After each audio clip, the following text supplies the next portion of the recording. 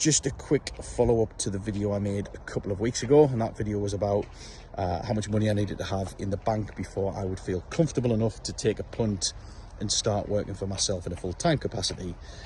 But I'm conscious I didn't outline how I got to that point or where that initial money came from, so that's what I'm going to spend a couple of minutes talking about now. Okay, so I was working full-time for another company, but I wanted, of course, like I said last time, to be working for myself and to do this full-time. So I worked early mornings at times, not always, but I worked the vast majority of evenings and pretty much all weekends for, I would say, the thick end of 9-10 months. And that's how long it took, probably 9 or 10 months, to get enough money in the bank to enable me to take that punt. And I talked through the logic of that last time. The problem is, of course, when you're working full-time elsewhere and you've only got part-time hours, evenings and weekends, to put into something like this, where you essentially need to be speaking to people during business hours, it's quite difficult. So I automated quite a bit of the initial prospecting. I wasn't fortunate enough in the sense that I didn't have a really large network that just came to me and said, look, can you do some time and materials type business for us? You know, I was selling a new software product, so I needed to do a lot of it from scratch. Nobody had heard of me, nobody had heard of our business, so I had to try and get that in front of people as best I could while I was working full-time for somebody else.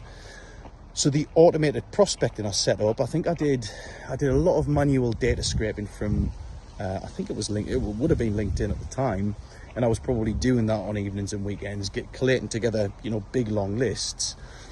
And I started to send out, through an automated tool, about 100 emails a day.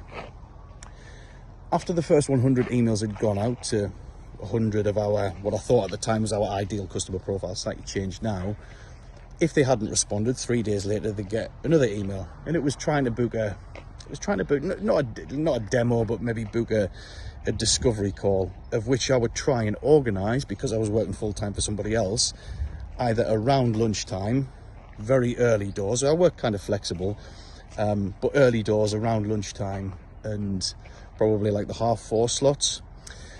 And it took, you know, a tremendous amount of those types of conversations, and it's a hard slog. It's a hard slog when you try and automate anything. It's an even harder slog when you try and customize it. And of course, I know that automated spray and pray approaches aren't best practice. I've got a lot of sales gurus in my network that will be quick to tell me that, but I think it was expedient. It worked for me. You know, I've outlined the reasons that I did it.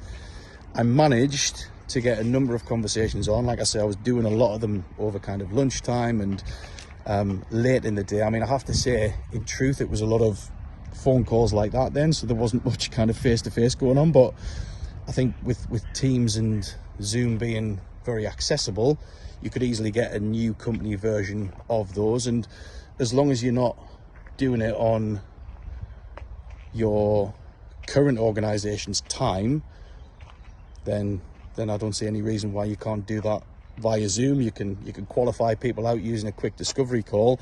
Then if you've got a product to demo, which is the second part that I did, I would do a discovery, I would have a demo, and then you can of course do things like write quotes and write proposals in your part-time.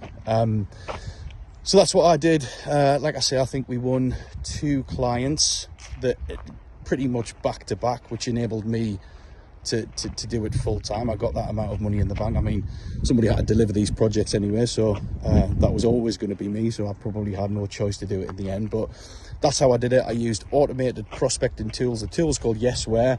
100 emails approximately a day, followed up 3 days later, and I think there was another follow-up 3 days after that. If they didn't respond, they would get all three emails. If they did respond, it would cut the chain. And set up calls, like I say, lunchtimes, evenings, early doors, set up demos, same type of thing, and then I was able to write proposals from there. So that's what did it for me. Like I say, it was probably an expedient way of working. It's certainly not the way of working that I would do now, but it definitely worked at the time. I just thought that would make a quick, interesting video. Cheers, guys.